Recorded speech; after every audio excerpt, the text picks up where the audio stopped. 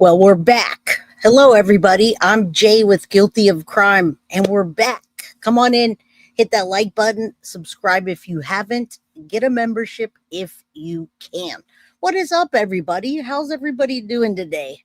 I see people slowly rolling on in. We put the comments up there in case y'all are watching TV, something like that. Thank you, Synth. I appreciate it. How's everybody doing? I hope good. Boy, has it been busy. I definitely wanted to make it today because I don't know about tomorrow, but yesterday was little Jack Sullivan's birthday, y'all. I'm going to get into it after I say hello to a few people. What's up, Lynn from Vermont? Shout out to you. Much love. Shadow, how you doing? Mama Sage, Kathleen, there you are. We got Kathleen number 12, Daisy Dukes in the house. All right, James, good to see you, my friend. Sherlock Homegirl, what's up? Well, this week it's been a good week. It's been a little bit slow everywhere. I see everybody in these giant live streams of people still covering the Lauren situation. And yeah, I keep flip-flopping whether I want to do that or not. Now I know it's gonna bring the crowds in, but it's just not. I want to report on things like this that are important. So not that that's not, but it's all over the place. Mary Beth, good to see you.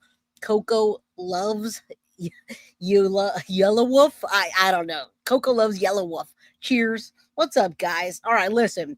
Today we're talking about little Jack and Lily Sullivan, and the reason is because there's more information out and pretty crazy updates, disturbing new details in the case I haven't been able to get to, and there was another vigil for Jack's birthday, which is it's cool, but it's crazy because they've been missing for 6 months. All right. And it's just like, whoa, what happened in those 6 months that and what's really new, right? So, I mean, there's a few key developments in the case, and I'll talk about the court documents that were released by media, including the accounts of people who said they heard a vehicle the night before the children were reported missing. RCMP says they have surveillance the surveillance review they found didn't show evidence, but we have people saying that they did, and we'll see that, right? So continued family discussions, and they're going to channels back and forth, media outlets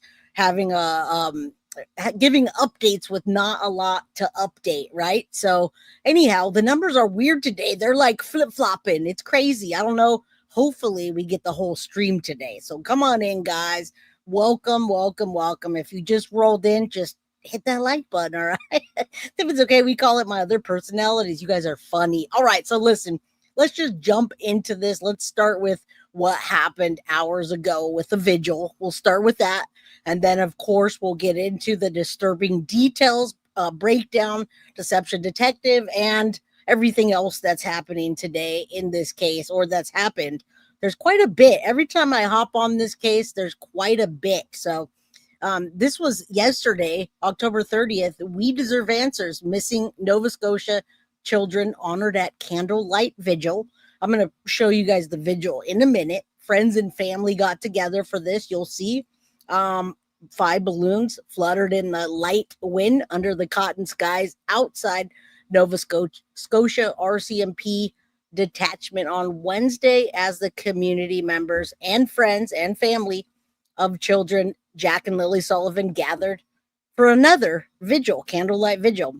Now, we'll just take a look at that. There's a lot of children, a lot of people. Jack's 5th birthday happened yesterday, and the crowd was roughly 40 people that listened to a prayer, a poem, a song for the siblings who disappeared 6 months ago, guys. So if you don't know the case, I'm sure you do. Jack, now 5, his birthday was yesterday. Lily, 6, reported missing on May 2nd when police received a 911 call from Malaya. Now, she hasn't talked much, and they weren't at the vigil. They weren't supporting. So it's like another parent that's not saying anything. But then we hear from Daniel Martel, and we're like, whoa, he's talking way too much. What's up with that? What's up, Melissa? Good to see you. Good to see everyone rolling in. I'm glad you're here. You could be on any other channel right now, but you're here. All right. So what's up? We're doing Jack and Lily Sullivan vigil yesterday, 5-year-old birthday, and a vigil. All right. They've been gone for 6 months now. So let's take a look so we can get through all the new things today. And, let's talk about it a little. A birthday card for Jack without the celebration. His loved ones say they wish they were having cake instead of a vigil. It's Jack's 5th birthday. It's something that he should be here to celebrate in person. We shouldn't be where we are. So it's very important that we had the time to do this. And some of these people filmed the vigil. They've got a pretty nice little video, as a matter of fact, on there of it all. And it's those women that were talking. So I'll play just a few minutes of that. I don't want people to be bored, but there's a lot of information packed in today. So if you haven't been keeping up on this, then yeah, Daniel doesn't feel like talking, in my opinion. Where was he here? He's been everywhere else. Lola, this is my favorite channel. Well, thank you. Thank you. Thank you. Let's keep going. This is my birthday promise to Jack. Every step is a prayer whispered to the wind, a hope that a search may help our hearts to mend. We hold steadfast the pictures of Lilly and Jack, seeking answers to bringing them back. About 40 people gathered outside the Stellarton RCMP detachment to hear poems, speeches, and shed tears for the two young children, all while holding on to hope. Both of them deserve better. We deserve answers. This is family and friends coming together. Malaya hasn't came in the picture. I mean, she's made a written statement, but not recently, and certainly she wasn't there, or we would all heard about it. They need to be brought back home safe. It's been 6 months, too long. This case has truly affected many, as is demonstrated here this evening. And so you get an RCMP update, and it's not such an update. It's more like he's talking and saying, "Oh, we got the results back. There's nothing that the cadaver dogs found. Okay, we did polygraph tests, but nothing."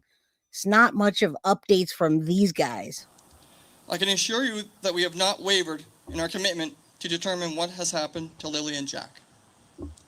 Our major crime investigators are working every day to determine the circumstances of their disappearance. It marked the first time since May loved ones from all sides of the family came together. Tensions have been high since the children's mother. And where is Malaya? That's what I want to know. I mean, I just want to hear one excuse from somebody, or somebody at the vigil saying, "Hey, I talked to Malaya earlier," and something. I mean, her written statement that she gave was just really generic a while back. Leah Brooks Murray left her boyfriend Daniel Martel at the search scene the day after Jack and Lilly disappeared. I didn't miss the first vigil, and I would definitely not miss. So there he is, guys. There he is. Did he go on any channels last night or today to talk about it? Look at him. He's got his fresh dew. I mean, he's overly in the picture, but where's Malaya? We're gonna talk about some of the disturbing things that he says with Deception Detective after this. This one definitely not on Jack's birthday. It's an important date for everybody over the last 6 months, and I wouldn't miss this for the world. Brooks Murray did not attend the vigil. Her family says she quietly marked Jack's birthday with her. Really, guys, anybody that's here, is there an excuse for Malaya not to be there? Do you think she's afraid of Daniel? Anybody? She always looks high. Her mother, and gifts from the vigil would be delivered to her. The children's paternal grandmother, Belinda Gray, says she appreciates the outpouring of support. People have beautiful hearts, and I know if we give them a chance, everybody can help. Everybody can help, and everybody wants to help. So I think this is beautiful. Angela McIver, CBC News. I mean, it is beautiful, but it's very apparent who's missing, right? No excuse, just like Jen Soto the potato. I mean, we've watched true crime every single day, right? So when we see these parents doing this, or this mom that acts like this, and then Daniel that seems like he's always on something, no real major updates in this case. It says major updates, and then you come and look at it and you're like, yeah, that was a waste of a few minutes. So their major update was there wasn't an update. And we might need Jen Soto 2.0, 3.0, because there's a lot of moms nowadays that just aren't caring. All right. There's another case that I want to follow with you guys on another day, obviously, an episode where they got the body cam. They're talking to the mom, and they're supposing at that time that her child was in the house already gone. So little Jacqueline Torres. All right, let's take a look real quick at this. This was what the neighbors heard that night that Jack and Lily went missing. And we kind of have always speculated about that here. For the first time, we're hearing detailed accounts from neighbors who were awake in the quiet hours before 4-year-old Jack and 6-year-old Lily Sullivan disappeared from their home in Pictou County. The children were reported missing from their home at 10:01 on the morning of Friday, May 2nd. According to court documents, neighbor Brad Wong told police he heard a loud vehicle coming and going 3 or 4 times after midnight and it's weird that he did hear that clearly, and he has specific times, and law enforcement doesn't seem to have any footage. Now, maybe that's on purpose, right? Maybe that's by design. They knew what they were doing. They did it the night before, and then they called with plenty of time in the morning to act like, they're surprised. What's up, Allie Callie? Good to see you. But this bothers me a lot when the neighbors stand on this, that they heard cars going back and forth 3 or 4 times after midnight the night before they were gone. That place is it's not a hot spot. It's not out in the city where people just come and go and it's random. Into the early hours of the morning. Wong said his house is at an elevated position from the children's home on Gairloch Road in Lansdowne, and he could see vehicle lights over the treetops. He said the vehicle would drive off in the distance and he could hear it stop and then return. He said it remained in earshot the entire time. Another neighbor, Justin Smith, told RCMP that at 1:30 a.m., he heard a car turn around by the railroad tracks near the area of Gairloch Road. Has anyone else seen this? A lot of you guys are probably up on the case. I'm assuming this is like a daily stream for some of the creators, but let me know. When I did hear this, I was shocked to hear that the specific times and the movement, nobody else would just be driving by. And then when Daniel Martel talks, and he talks about specifically, it wasn't me, Malaya, or my mom. He names specific people and fails to say anything else about anybody else. Was there people going in and out? Who were the cars? And why would this even make it to why would it even make it to the news, neighbors being so specific with the location and the times? And Lansdowne Station Road. He said it made a noise and the vehicle was quiet for about 2 minutes, then drove off towards Lairg Road. Smith told police he later spoke with Wong, who informed him the vehicle was the children's step. Yeah, they're just now. Last week, I had told you guys about that, but I wasn't able to report on it. I was in a different stream, and I do have those documents as well, the ones they're looking at, and they're really, really redacted. So some of the pop-out things and some of the things we might not know, we just don't know. It's redacted. But yeah, I have these documents, and yeah, just 12 days ago, they're reporting this. I mean, what? Stepfather, Daniel Martel. The court records also detail Martel's account of the evening. He told police he went to bed fairly early and didn't wake up until light the next morning. The document said the children's mother, Malaya Brooks Murray, told police she went to bed around 9 p.m. She said Martel stayed up and she doesn't know what he did. So if she went to bed, also another thing, guys, if she went to bed at 9 p.m. the night before, wasn't the time frame the next day around 8:30, maybe 9, that they heard them stirring?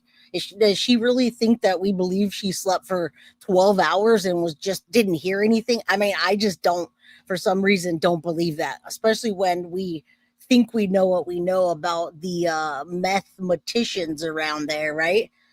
It's odd. All of this is just odd. Brooks Murray has not responded to our request for comment. In several interviews, though, Martel has told CBC he had nothing to do with the children's disappearance. Thank you. And in a phone interview Friday, Martel said no one from the family left the property that night and they did not have any visitors. I didn't do anything. I know Malaya didn't do anything. I know my mother didn't do anything. Those are 3 people on the property.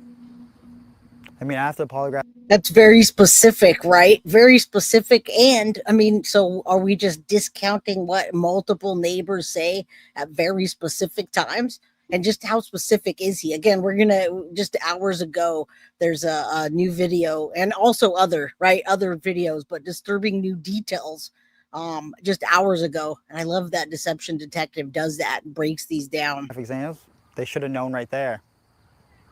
We didn't kill any of the kids, or we didn't kill the kids. RCMP says the case is still being investigated under the Missing Persons Act and is not a criminal case. Hey guys, Angela McIver, welcome. CBC News, Halifax. All right. So, I mean, yeah, they're just reporting that now. I'm not really exactly sure why, but again, it's kind of good when they do vigils and do things to bring people out to support. And well, we don't want to forget, it's been 6 months. And yesterday was Jack's birthday. It'd be his 5th birthday. I'm just going to play a little bit of this vigil. This is the lady on the news. There wasn't a lot of people out there. So let's just take a quick look. We're not playing music. All right. What's up, Barbie G? Well, no, I just want to make sure it's in the picture, right? Where I said it. Yes. Here, why don't you stand there and I'll set it up for you, man? Ah, You want me to set it up? okay. I'll just go to the other side. Yeah, just pull it up that it'll stay there, that we can set it there and then... Email me. I think... Yes, please email me. Thank you. I just wanted to see some of the people that were there. I don't really want to see them setting it up.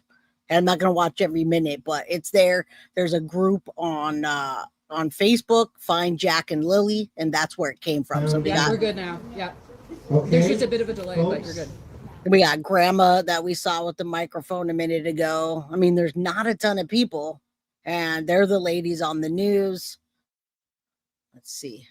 Listen. Forced to if you don't have any real facts to go by, and that hurts people. That hurts the family. Yes. It hurts all kinds of people that are related to Lilly and Jack. So because weird. Fingers start pointing at people, and perhaps wrongfully, most likely wrongfully, but unfortunately, that people get hurt when. I'm not a social media person, so but. Well, yes. Where are the children? Is he talking about Daniel going out there and talking and talking? I know you care deeply about these children, and so do we. All right, I have a clip of the RCMP talking. We're going to play it for a minute, and then we'll continue. If you guys didn't know, it was Jack's 5th birthday yesterday, and they did a candlelight vigil, which I thought was beautiful. And then Deception Detective came out with a new video, and I was like, oh, let's take a look at that. All right, thank you. What's up, Diminished Capacity? Rosie, good to see you guys. Hit that like button, subscribe if you haven't, get a membership if you can. If you have the means to help with the goal, please do. Thank you. All right, let's take a look what they say. This case has truly affected many, as is demonstrated here this evening. I can assure you that we have not wavered in our commitment to determine what has happened to Lilly and Jack. Our major crime investigators are working every day to determine the circumstances of their disappearance. The major crime team has engaged agencies and organizations from across all of Canada. We thank the public for all their tips and information that has been submitted and encourage anyone with information to reach out to the RCMP. So basically, he talks for about 5 minutes and pretty much just says the same thing that we've all been hearing. Let's keep in touch. Let the family stay together. Call in any leads, any tips, right? I mean, it really wasn't much of an update. Again, I wish that there would be more of one. I wish they would have more clues. Nothing's happened with the cadaver dogs, and they're not talking much about Malaya. So I do wonder what that's about. But if you want to go watch the vigil, you want to watch the whole thing, if you're totally into this case or you're local and you've been following it, there's a lot of friends and family that came together for this, and I'm glad they did put the effort in. Let's see, they don't really show much on here. It's mostly the news, and they got some giveaways. Nope, we can't play music on here, not today. Anyway, it's a lot of that. You could see the few people, the news media is there, lots of children and lots of family members, except, well, Malaya. What's up, Rose Raheli just gifted, or Rohaley gifted 1 Guilty of Crime membership. Please thank her if you received that. Wise old lady, what's up? Andrea Johnson says, hey crew. All right, let's get into the disturbing news. How's everybody doing today? Is everyone ready for Halloween? It's about to be Halloween tomorrow. And I know a lot of people partied themselves out this weekend, right? Did you party last weekend? Or are you going to party this weekend? Because Halloween's on a Friday. After Jack and Lilly Sullivan vanished. Their stepfather, Daniel Martel, says he continues to search for answers and cooperate with police. That included when cadaver dogs recently came to his property. I come home and the dogs were already, on scene, and they were there for about an hour before I got there. I didn't know the exact day when the arrival was going to happen, but Deception Detective has it down with Daniel Martel. He doesn't believe anything that he's saying. It's odd. And I wish Malaya would say something so he can break that down. But let's listen to this again. It just came out hours ago. Thank you, Deception Detective. I tagged him in that Under Your Scars. Thank you so much for the Guilty of Crime membership. Yeah, I'm ready. I'm definitely ready for Halloween.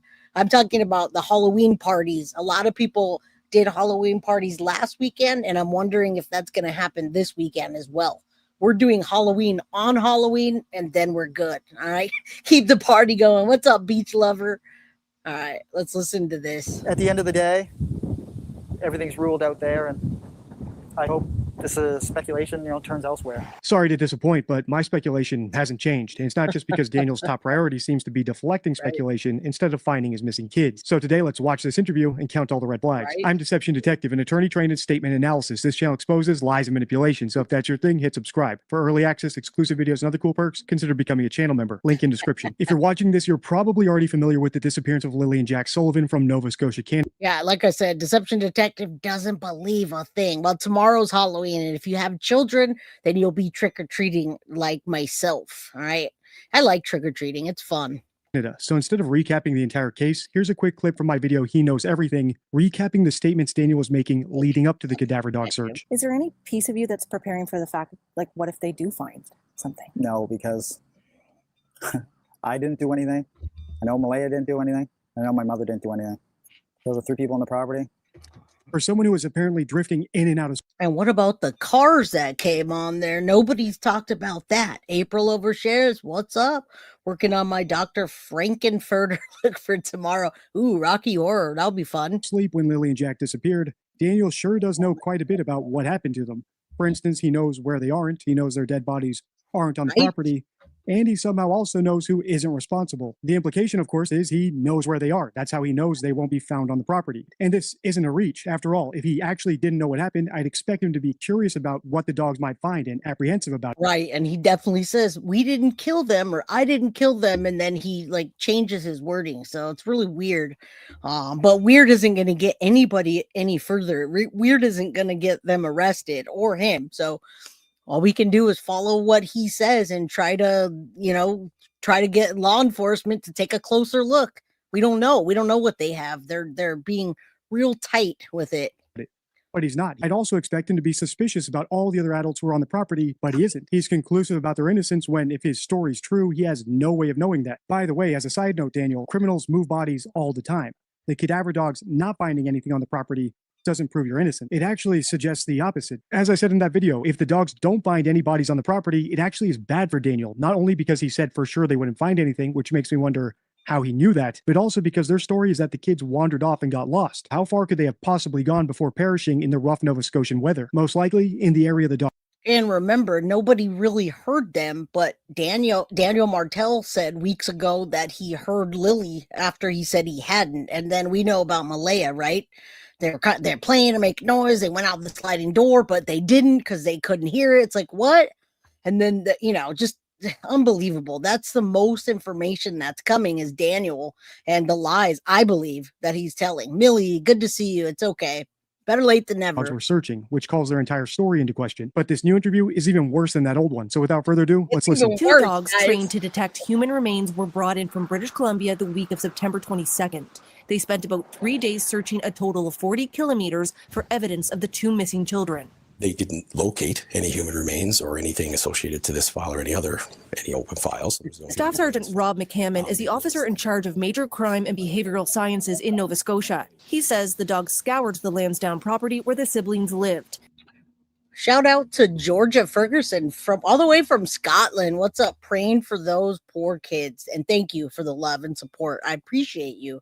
Everybody else, I appreciate you. There's 132 people in chat. Hit that like button. Help us get the numbers up. Clark, good to see you, my friend. Ali Callie, every time you wear wet, I get a visual of a tough, badass woman and a bouncer. Well, wait until if you see my Halloween costume tomorrow. They also sniffed the woods where a pink blanket was previously found and a nearby pipeline and intersecting trails. He wouldn't confirm whether people were questioned during the latest search, but Martel tells CBC one of the RCMP dog handlers had tough questions for him about the day before the children disappeared. He said, it's good to see you. Your Thursday and all the way leading into Friday morning, there's not enough detail. And I said to him that Thursday was just an ordinary day until I woke up on Friday morning. And that's when, like, life changed. There was nothing like life changing on Thursday. It was a normal day. So I'm just waiting for what's deception detective going to say. I haven't heard this one yet. Like, wait, it was a normal day. What does that mean? What was a normal day? What was the normal routine around there? Like, Daniel, please tell us. All right. Beth B12 says, I keep having feelings there's someone underlying substance issues going on in the case. Absolutely. I think all of us on this channel think that too. We've definitely called them mathematicians or mathematicians. Oh, therefore, there was nothing detailed that needed to be remembered that day until Friday morning. It's Nova Scotia. Something along the lines of. Now, Canada's a lot stricter with documents and information. It's much different than it might be in Florida or California. So we don't know. We absolutely don't. Now, again, I have the documents and a lot's redacted. All right. Anna says, who's talking? That's Daniel Martel in the latest interview, and Deception Detective is breaking it down. Something happened Thursday night and your story isn't matching up? Yeah. Well, not just matching. It didn't have enough detail for him personally. And then that's when I asked him, do you know anything on the case? And he said, not really. Yes. I've seen you on the news once. And that kind of alarmed me or what? Shocking, because you're having somebody that's trying to get you to admit to something and they don't know any details. So therefore, I'm a little confused by that. No one's ever confiscated my golf carts, but we do have them and they're right in the world. They were all fixed. They got new everything, new clutch, new batteries, new ready for the summer. Now it's not summer, but yes, all is right when you got the golf carts riding around the property, right? I said that too. It looks like he's going to turn into a werewolf, right? I said that last time. It's pretty funny. My Thursday didn't have any details. Your knowledge of the case didn't have any details. So you shouldn't try to Happy force something on me birthday without knowing any of the background. I've got a lot of problems here, so let's go through them one by one. First, I don't like how Daniel got defensive when pressed for more details. I would have expected him to be kicking himself for not remembering every little thing, especially. Happy birthday, Kristen. Everybody wish her a happy birthday. If he truly believed the kids were kidnapped. Did he see a stranger in town? Was someone following them? Did he see a weird car on the road? Every detail would matter. Victims searching their memories for buried clues is such a common phenomenon that's actually carded in the deception deck. My second problem is this. Even if we took Daniel at his word, that he just wipes his memory clean of every ordinary moment, we can't trust his account of Friday morning. After all, by his logic, he shouldn't remember anything about that morning because it was a normal morning up until they noticed that the kids were missing. Which brings me to my biggest issue with this entire segment of the interview. Thursday wasn't an ordinary day. Lily was apparently sick, so they kept her home from school, which breaks the normal routine. In other words, it all boils down to this. No matter which way you cut it, Daniel's either lying about not remembering Thursday, or he's such an unreliable witness that he can't alibi anybody for Friday morning. Let's keep listening because it gets even worse. Did he make any accusations? All right, it's going to get worse. How much worse can it really get? Deception Detective, I'm glad everybody's wishing Kristen a happy birthday. We'll do that while we're playing this. Don't forget to hit the like if you come in or if you go out. And we do have our goal up for today. Thank you. I might pop on tomorrow to show you guys the outfit, but I don't know how long we're actually going to have unless I come on a little bit earlier. So, all right. At you? Yeah, he did. He said that Thursday didn't have enough details, and we think you did something to the kids Thursday night. Straight up. Him, like, what are you talking about? Like, I just ran through whole Thursday and Wednesday with you. Like, we just spent the last 20 minutes talking, and there's not enough detail because I thought it was an ordinary day. Bartel says the cadaver dog searched inside his trailer and police even looked under his deck. I still want to know what an ordinary day was for Daniel and Malaya. McCammon says his team is prepared to keep working on this case until it's solved. This is not something that we stop working on. We've got 2 young children, Lily and Jack, who've gone missing from their home. And it is a Missing Persons Act investigation still at this time. But we need to find answers to that. There's a lot of legitimate public concerns about how 2 children go missing and we can't find them. So we're going to continue until we have answers.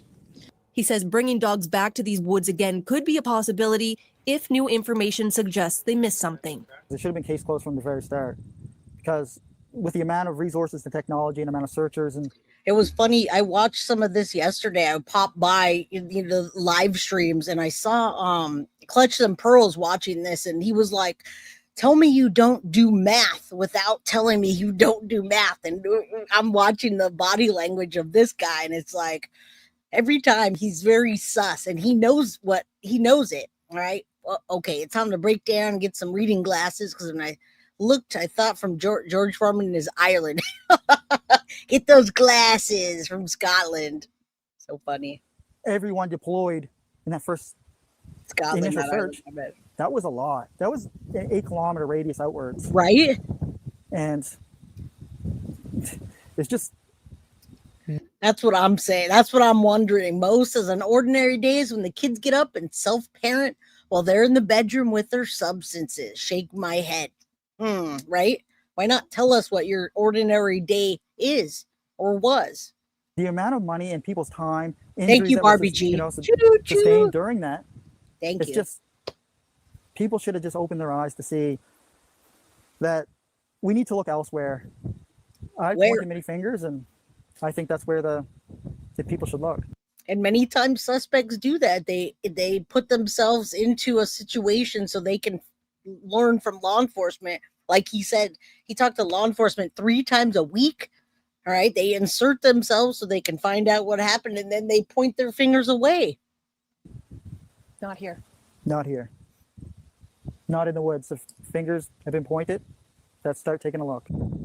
It's just heartbreaking to know that 5 months have passed and now 6, guys. 6 months yesterday. This should be a chance for kids to be interacting and doing kid things, enjoying their lives as kids. Right? It's not just... What's up, Nikki? All the kids that miss them from school and community and, at this point, the whole country. Now he knows everybody's watching him at this point. He said it earlier. People watching his hand movements, his eye rolls, whatever he does, body language, everybody's looking. He knows. That, know they're missing. It's just like I have kids too that know that they're missing too. And that's heartbreaking for them. Missing? Like Meadow doesn't understand, but one day she will. Thank you, Cheryl. And she knows that Dad spoke up for Jack and Lily. When Daniel went on that tangent about kids going back to school, I thought he would. Did they arrest Cheryl McDonald? Did they arrest Ashley Buzzard? Did they hold her, or did they just get a search warrant to search the house? And then let me know. I'll check after this, but I'm curious because I've been following that case. I've done probably 4 or 5 episodes. That and the Mimi case. Jacqueline, my goodness. Rosie says, choo, choo. And thank you, Barbie G. All right, let's keep going. They escorted her out of the house and they're searching. Yes, I wish they would find something to hold her. Was talking about Lily and Jack, but no, his sympathy was for the other students in their class who would feel sad that they were missing. And that's not the only time he put others over his own children in this clip. And by the way, I hope you noticed that he didn't refer to his other biological daughters as his other daughters. He just called them his daughters. So what does he consider Lily? Anyway, when he was talking about the search, he was lamenting all the money and man hours being wasted and all the injuries the searchers were getting. Actual parents of missing children couldn't care less about the people searching for their kids as long as they're doing it. Right? They don't say things like, remember Jen Soto was saying, oh, I wanted to get the news station involved. So, because missing kids, to call for missing kids. No, it wasn't. There were no missing kids. It was Madeline Soto, your only daughter that's missing. Tamra, a member for 14 months. Welcome and thank you. Thank you for supporting the channel for that long. Bankrupt the entire police department if it meant getting their kids back. I explained why Daniel talks this way in my video He's Afraid, which I'll link on the end card. If you want more like this, let me know by liking, commenting, and sharing. Until next time, stay true. All right. That's what he has. And then we're going to do this. I'm trying to make sure I can get everything today. I like this, some new information that you probably haven't seen. I don't think you guys have been watching like everyday streams on this. I haven't either. I find the things when they happen, and then I go, once in a while we'll catch something like somebody going on to a show, and then we look at it, but nothing's really been happening in this case except for the vigil that called for more attention and more help for the children yesterday, right? And I think a lot of people would lose their shit if their children were gone now 6 months, and the mom leaves the day they disappear. So I do think something transpired there with them too, as parents and these children. And then Malaya took off. Evidence connected to Lilly or Jack. Now, one final effort is being called a last-ditch search before winter. You also don't not name your children and just talk about cadaver dogs and these efforts without having any kind of compassion for it or saying their names. I mean, there's a lot missing, and we know that. I think that's why we talk about Daniel not telling the truth, because he only tells us the things that he thinks that we want to hear. I believe he's not telling us the whole picture. All right. What's up, Nana Rocks? Good to see you, my friend. I will be begging on the TV to help find my babies. Right. Exactly. A volunteer group called Please Bring Me Home is planning a large-scale operation on November 15th, focusing on nearby waterways under what they call the misadventure theory, a theory that the children may have wandered off and become lost. Now, has anyone else heard about this? I hadn't, so that's why I brought it up. This streamed hours ago, and I was like, okay, they're doing more efforts, at least. What's up, Eileen? Good to see you. Nikki. No emotion.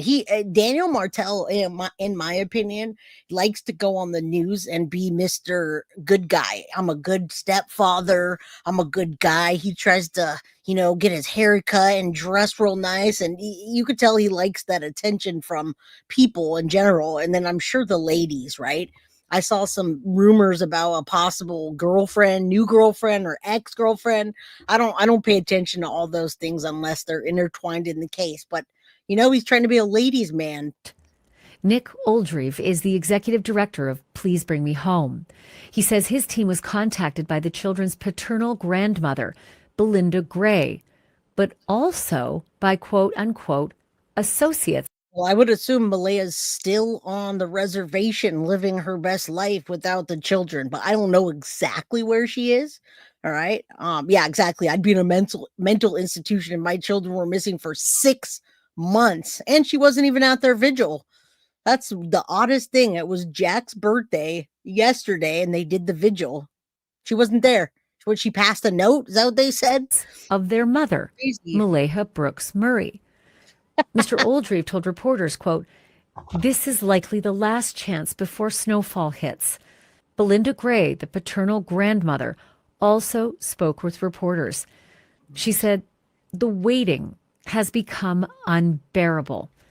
She remembers the winding drive to Lansdowne Station and the first time she saw where her grandchildren had been living. And this is wild because when I listened to this, now the grandmother looks way different, by the way.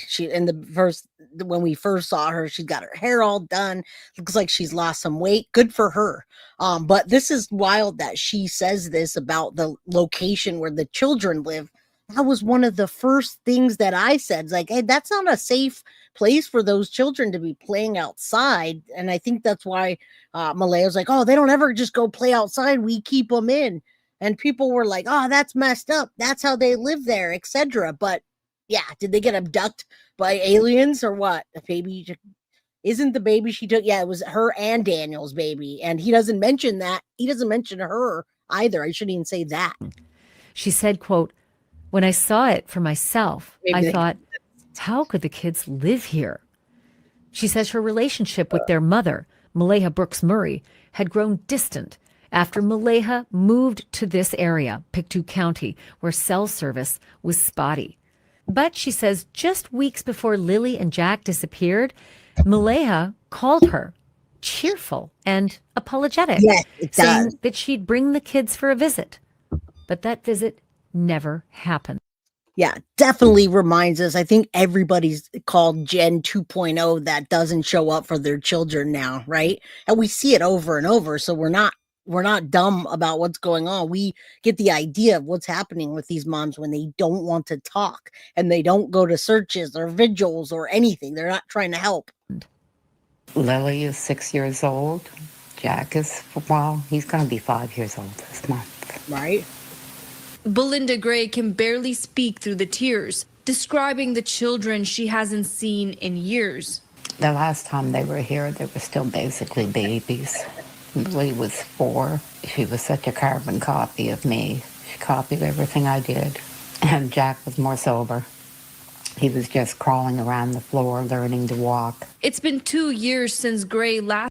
Well, listen how the grandma talks about them, and you hear the parents talk about them, and they've got whatever, right? They've got autism and different things that aren't the best, putting them in the best of light. So I really do wonder what they feel about the children, if they're overwhelming them. Was Malaya overwhelmed? Is that why she just took off and left everything? Held Jack and Lily Sullivan, and months since anyone has seen them at all. Your grandchildren are what you leave this world. They're a part of you. When Lily and Jack went missing, Grace says she joined the search herself. Now we're looking at the Jack and Lily case today, Nina, because yesterday was Jack's. It would have been his 5th birthday. I don't know if they're still alive or what. In my opinion, they're no longer with us after 6 months.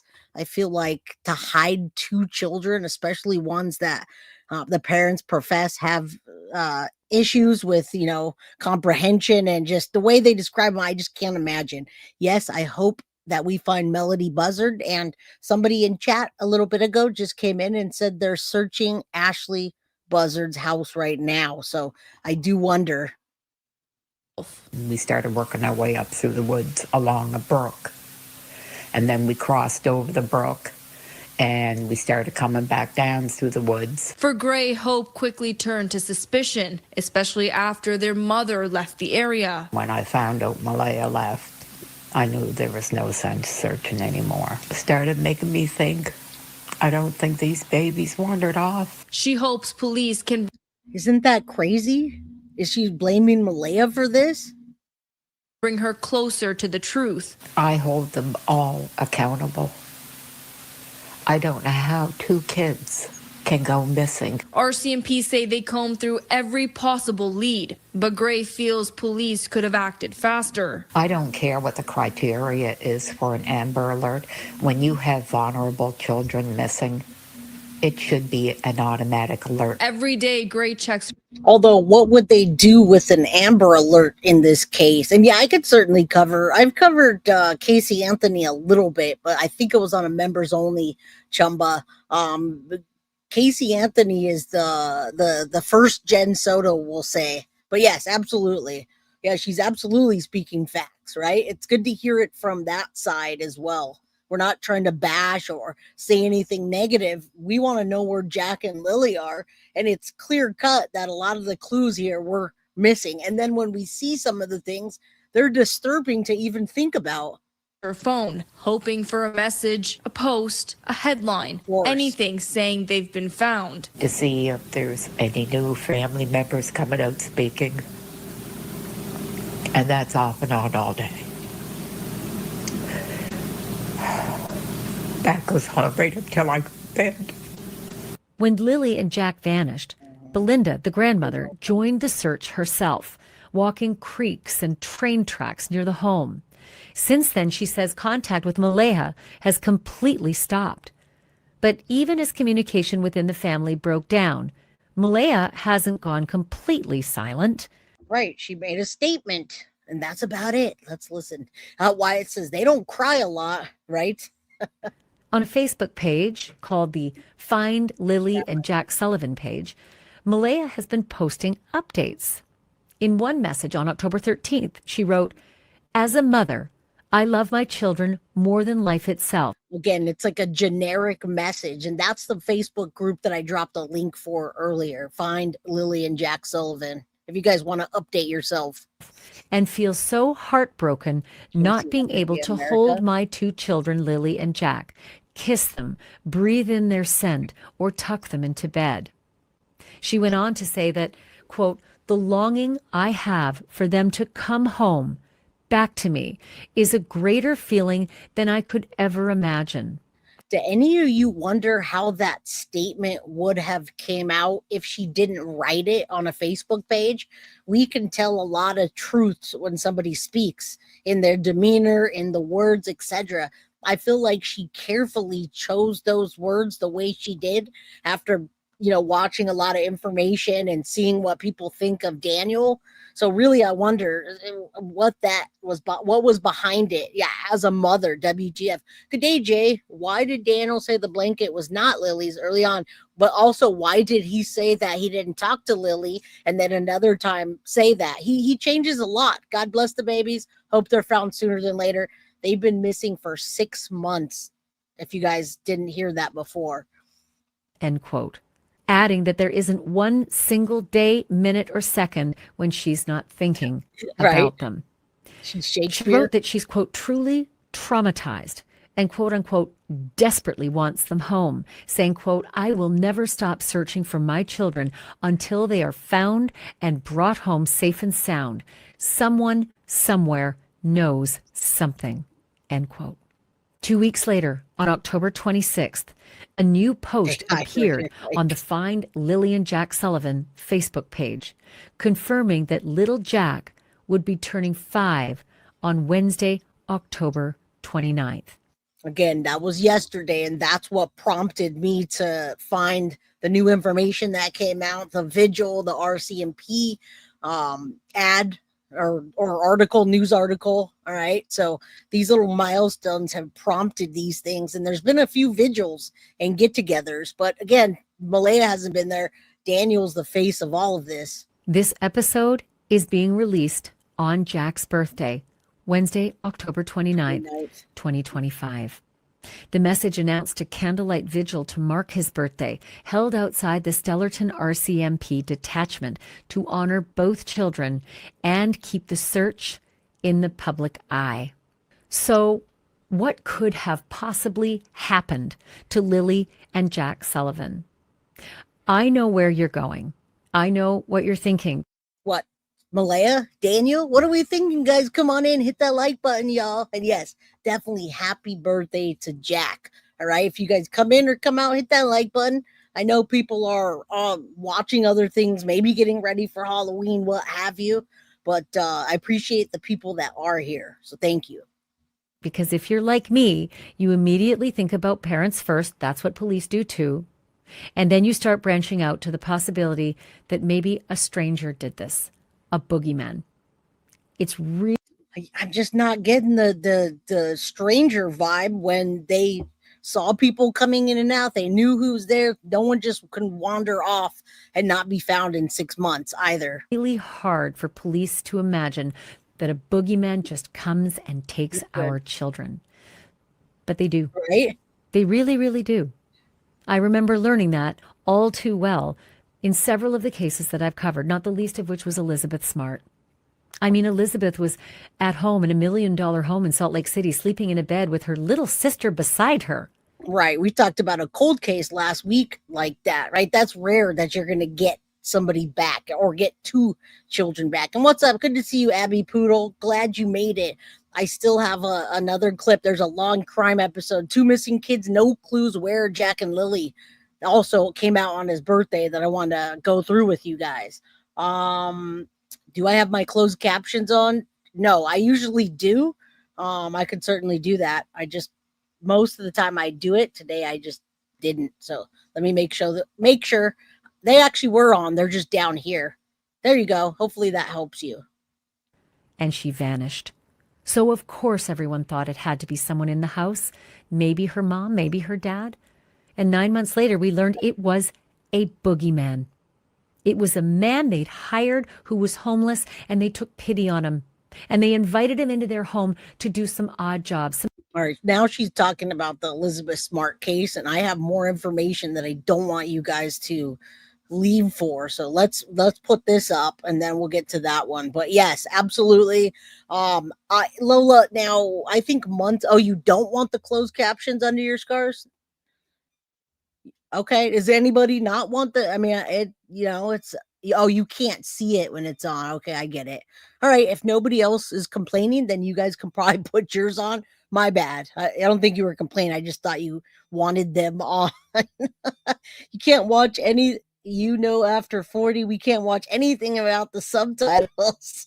I do because most people want them, and I don't read them, but some people do. All right, I'll go with this one. Let's start this. To police that her children vanished from their room and they haven't been seen since.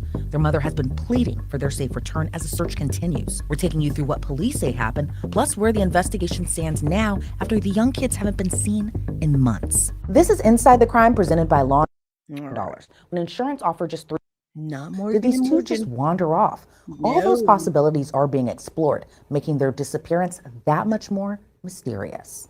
Jack and Lily Sullivan were just the sweetest little children, according to their mom. She posted this on Facebook just last week on October 13th. As a mother, I love my children more than life itself and feel so heartbroken not being able to hold my two children. And I'm glad they're showing this, because this comes and it goes. You get it in a video, it comes by in a 2-minute clip, and then other things happen, and there's a lot of different pieces in this puzzle. But again, it's nice to see it here because it seems like it was very methodical the way she wrote this. And maybe she used AI to fix it up, but I'll read it. As a mother, I love my children more than life itself, and I feel so heartbroken not being able to hold my two children, Jack and Lily. Kiss them, breathe in their scent, or tuck them into bed, dress them, wake up to their sweet smiling faces. I mean, that all sounds good, right? The longing I have for them to come home back to me is greater than I could never imagine or put in my words how I'm feeling.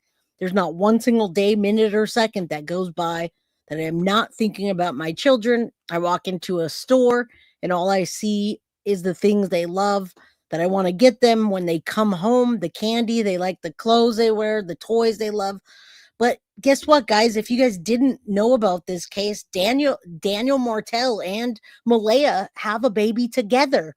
They also had a baby that was their sister, right? And she got taken away. Is she back with Malaya? I don't think so. So what is she talking about missing her two children that she never went out and never went and looked for, is writing this on Facebook, has nothing to do with any of it.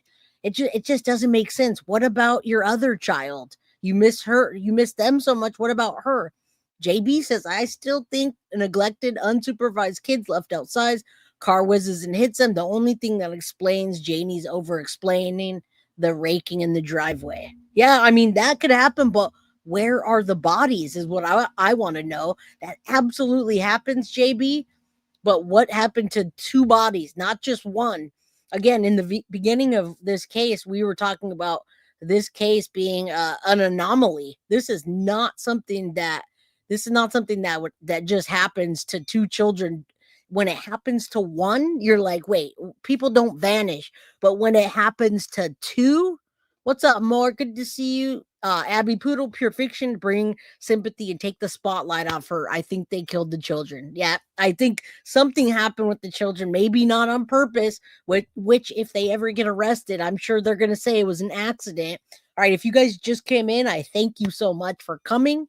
Hit that like button, okay? And also, if you don't have a membership and you want one, you know the drill. What's up, Husky Lover? I didn't know she got the baby taken away. She got the baby taken away right out of the gate, which makes no sense that she's pleading for them when what about that child and Daniel as well? Daniel's out there in the forefront pleading for them, but what about his child with Malaya that got taken away? Diminished, says Jay, is the only true crime channel that respects the hearing impaired and turns a CC when asked. I was wearing 2 hearing aids and it's frustrating. Thank you, Jay. You're welcome. And if you want it back on, I certainly can do that. I just really like to make sure you guys are able to consume what I put out and enjoy it. I know where my kids and grandkids are. Shocking, I know, right?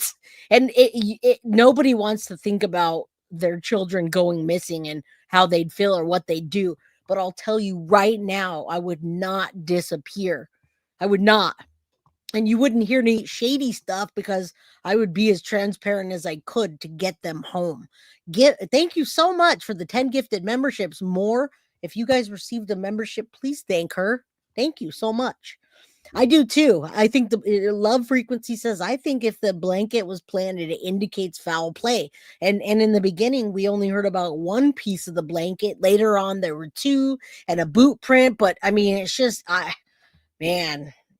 I just so desperately want them home safe and sound back into my arms where I'll never let them go. I'm truly traumatized not being able to hear the sweet sounds of their voices, their laugh, when they would sing a Gabby's Doll song house that now only makes me cry when I hear it because all I hear is Lily and Jack singing along. Not being able to breathe in their scent when I embrace them tightly, I don't want these moments to be memories. I want my babies home, my Lily, May, and Jackie. The pure pain I suffer of just not knowing where they are has impacted my life and my family in the most devastating way. Life feels extremely hard to keep going. With no answers, it is just pure lostness, like I can no longer feel at home anymore. No matter how lost I feel, I have not given up hope that my children will be returned home to me. Now, here's the thing. I was looking at that today. I was looking at the update, right? The cases in the update and, or the updates. I'm sorry, I said it backwards.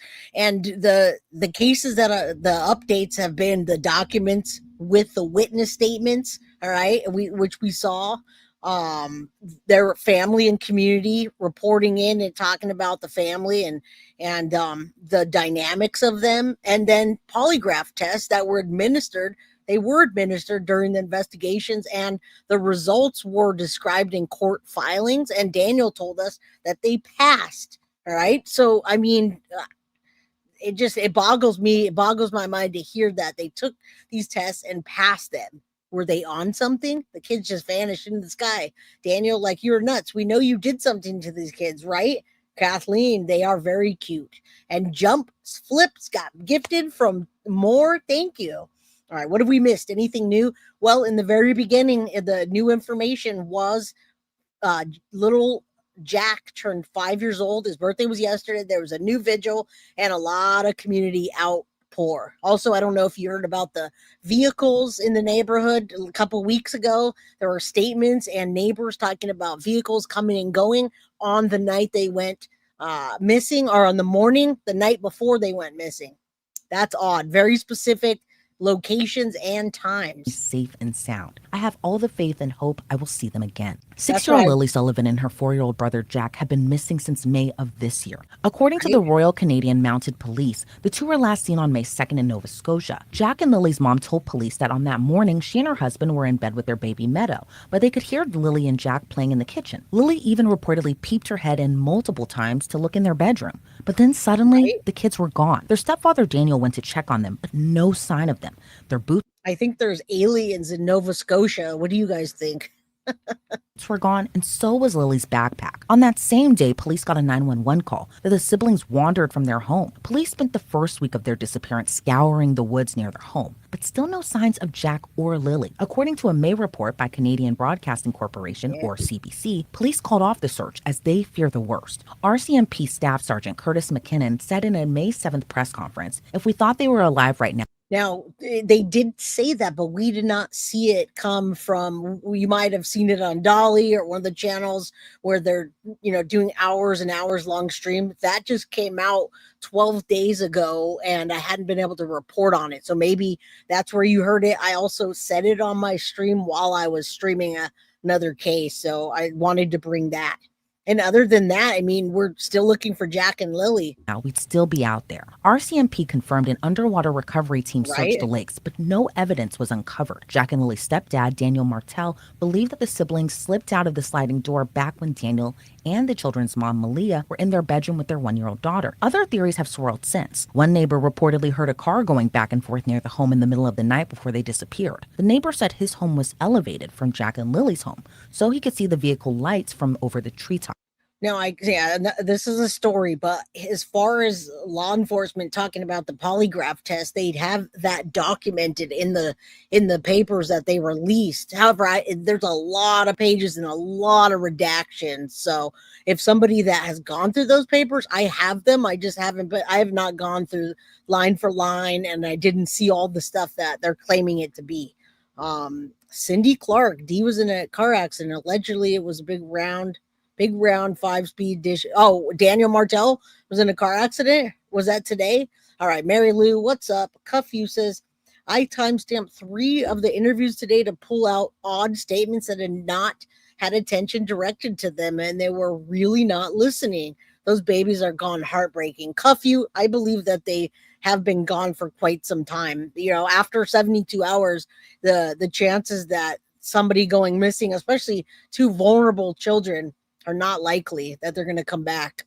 Court documents viewed by CBC say Alive. He said the vehicle left 3 or 4 hours after midnight and into the early hours of the morning. He said the vehicle would drive off in the distance and he could hear it stop and then return. He said it remained in earshot the entire time. Another neighbor reportedly told investigators on May 17th he heard a vehicle near Highway 289 turn around by railroad tracks near an intersection close to Jack and Lily's home. That neighbor spoke with the other neighbor, saying that the car he saw was Daniel's. But police said there was no evidence like surveillance video, so the witness statements couldn't be proven. In the department's most recent update from October 21st, a spokesperson told the Canadian press that police found, quote, no evidence of any vehicle activity at that time. As such, no driver has been identified, and the president. And see, that's a huge thing in this case. If there really were multiple cars that night at 12:30 and then on later in the morning, the night before the morning of them going missing, that's a huge deal.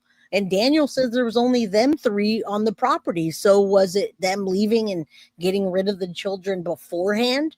And they don't have cameras everywhere out in that area, right? It's not like being in the city where you're going to get caught like at the dumpster throwing away a backpack and every light seeing a person in the seat that was no longer alive, right? In Florida, every other place is a surveillance camera. Of a vehicle has not been substantiated as a key element in the investigation. Earlier this month, the Northeast Nova RCMP Major Crimes Unit took their search up a notch. This is what they had to say in their October 8th update. In September, Inspector Luke Reddy and his police dog Narc, as well as Sergeant Dave Whalen and his police dog Kit, searched for Lily and Jack in Lansdowne Station, covering a total of 40 kilometers. The team specially trained in detecting human remains searched at the property from which the children went missing, along the pipeline and intersecting trails, and in an area where a pink blanket was previously found, all locations where there was the highest probability of finding the children. However, the teams did not locate any. And that is weird that they say that. Where are they, right? RCMP says they weren't kidnapped, right? They didn't do an Amber Alert because they didn't have a description of a car or anything that would call for an Amber Alert. Their lives weren't taken. They're not in the woods. Me, stand up work, guys. Yeah, RCMP is a lot different. They handle things a lot different. And I'm not going to downplay what they're doing because I don't know if they're just keeping their cards close to the vest because of the investigation.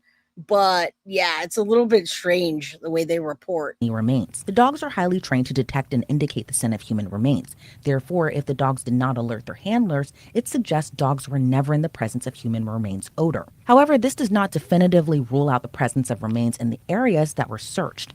It means either the odor is there and couldn't be detected, or the odor isn't there. According to Staff Sergeant Rob McCannon, the acting officer in charge, he said the investigation is still ongoing. And that's all they've been saying. They said that on when they were at the vigil, they gave a statement too, and it was like, "Hey, here's our update." There's not an update. We're still looking and asking for the public to send anything in. So, I mean, what is it that they have? Are they just being tight-lipped, or do they really have nothing?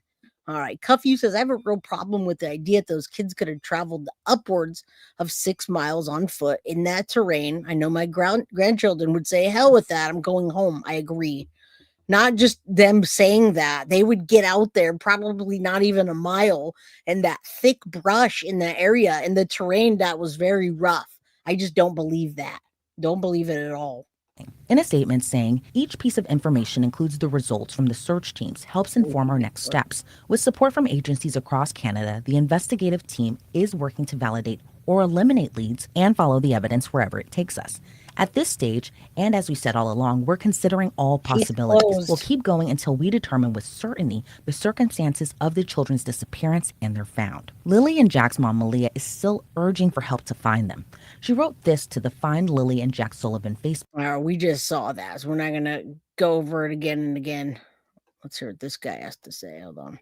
Fortunately, after almost a quarter century in law enforcement before I retired, There you go. Ashton Pack, a private investigator. I always like to hear what they have to say, whether they're investigating that particular case or they've looked at it from the outside. Kathy says, I pray for Lily and Jack to still be alive and in good condition. I do as well. It's just the probability of them being alive after 6 months. It's just, I just can't imagine that this effort wouldn't bring somebody that has them out and say, I'm not going to get in trouble for this, right? The cynic in me, unfortunately, feels those children. I'm just afraid they're no longer alive. I hope they are. I really hope that the RCMP up in Canada can really bring them home. There is, there's always the possibility that they are still alive and out there. But as time goes on, we just understand from previous cases and the nature of these kind of incidents that the longer the time frame extends from the time that they were reported missing, it's just the odds of them coming home alive just increasingly shrink. So my heart breaks for those kids. Yeah, and my heart does too, because I mean, they're just 6 and 4 years old. I can't emphasize that enough. And my thought also goes to their stepfather's kind of reaction in a way about what's kind of happened to Jack and Lily, that they wandered out of the home. Their boots were gone. Lily's backpack was gone. But do you buy that with what we know right now? Yeah, if the boots and the backpack were gone, does that mean somebody threw them away, or did they? What happened? I mean, how kids don't go missing, and neither do boots and backpacks, right? So Cindy says allegedly, if the kids knew who was removing them, no scream. If they didn't know, Lily has that scream. I'm sure she would have screamed. And that's another thing, but we can't get a straight answer from the parents, so we wouldn't know. Well, I mean, it's a rural part of Canada. May, not exactly a snowy season in Canada. Maybe it was a nice day for the kids to go outside. But as a father myself, who raised 3 children from very young ages on, you just kind of know where your kids are at. So I just think it's a kind of an odd statement to say that they just wandered off and nobody knew about it. It's a possibility. I don't know if it's a probability of what's the actual truth.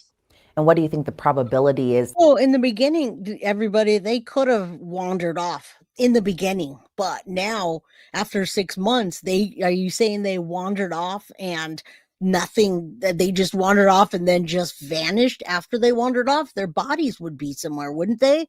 Wouldn't there be a backpack or a boot or the cadaver dogs, did they do a terrible job? The search efforts, do you think that they didn't go as far as the children could have gone? That doesn't make sense. So let's listen to what the PI says the probability is. I'm not buying that at all. That they were abducted. There's a chance that they were abducted. I mean, you can't rule that out right now. I know RCMP is treating it as a missing persons case. That might just be a strategic move for Canadian law enforcement, where the rules might be a little different, keeping it non-criminal at this point to kind of maybe bypass some rules and procedures that they have in their court system. I'm not really sure on that, and I'm no expert in Canadian law, but at this point, I feel like the longer we get away from the time of missing, the more chances that there's some kind of foul play going on here. Is an abduction a possibility? Some kind of a trafficking incident? Absolutely, it's a possibility. Now, I mean, that's a bigger possibility, in my opinion, than them just wandering off. All right, them being trafficked. But I don't know. I don't know what the likelihood of 2 children and the way the parents explain them, that they were trafficked. So Ashton, I'm also curious your thoughts on why the cadaver dogs haven't been able to find any traces of human remains.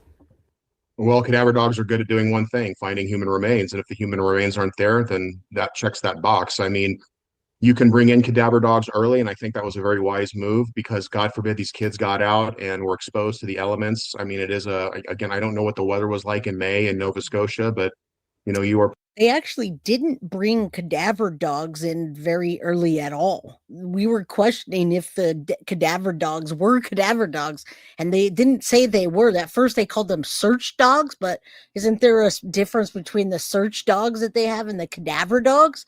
I thought they brought them in much later, where, I mean, I guess that makes sense. If you bring them in later, if the children have already, passed away from being out in the elements, let's say that happened. Yeah, it's so weird. This whole thing, where are Jack and Lily? We're missing 2 children, and guys, I really don't think that we're looking at bringing them home alive at this point.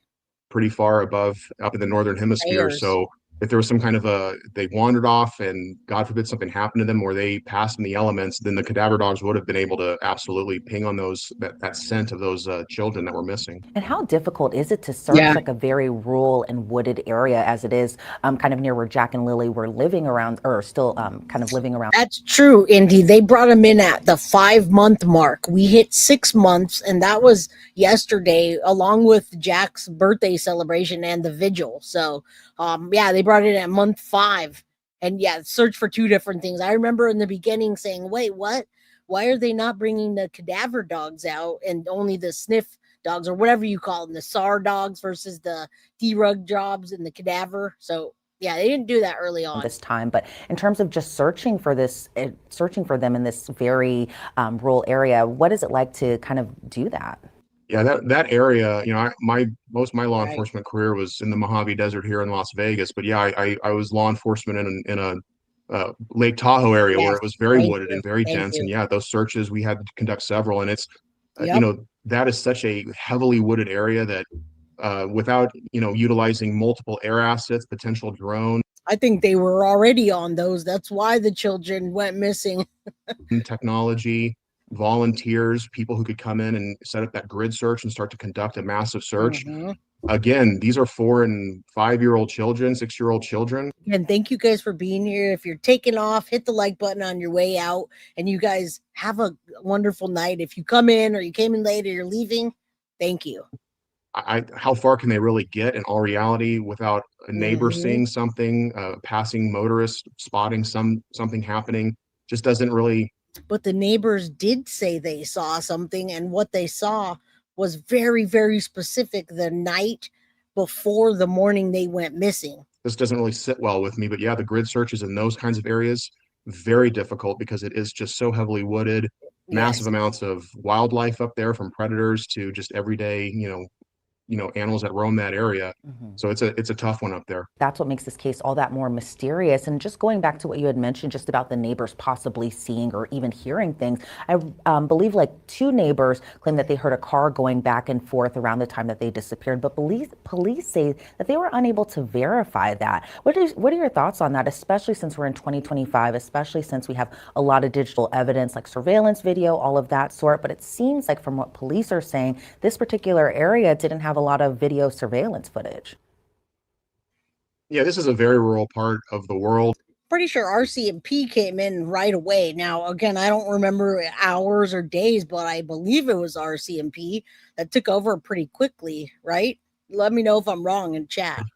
There is not, like in cities where we have cameras on every corner, multiple neighbors with multiple ring. Exactly. I just said that. Are watching it firsthand, where it can be, unreliable in a court of law.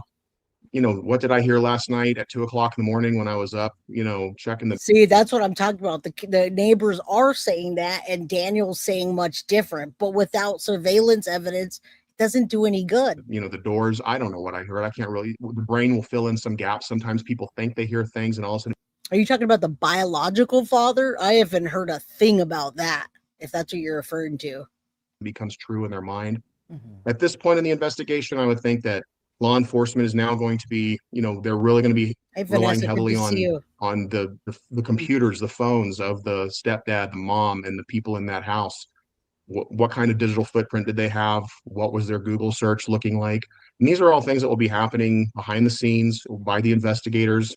And of course, none of that will be made public because they have to maintain. Exactly. And that's what I'm saying. We're not going to hear anything when this case gets streamed day in and day out, and we're hearing Daniel go on to an episode of something, and then we restream, and it's not real solid information. And if we were to know about this, or law enforcement was, they're not saying anything for some reason. And the integrity of this criminal investigation.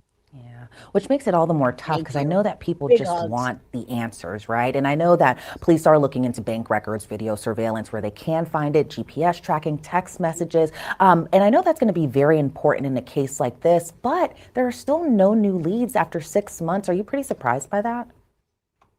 Yeah, that's pretty shocking because you would usually be able to get a search warrant for the home, the computers, the digital devices, even the cars. The cars today all have computers in them.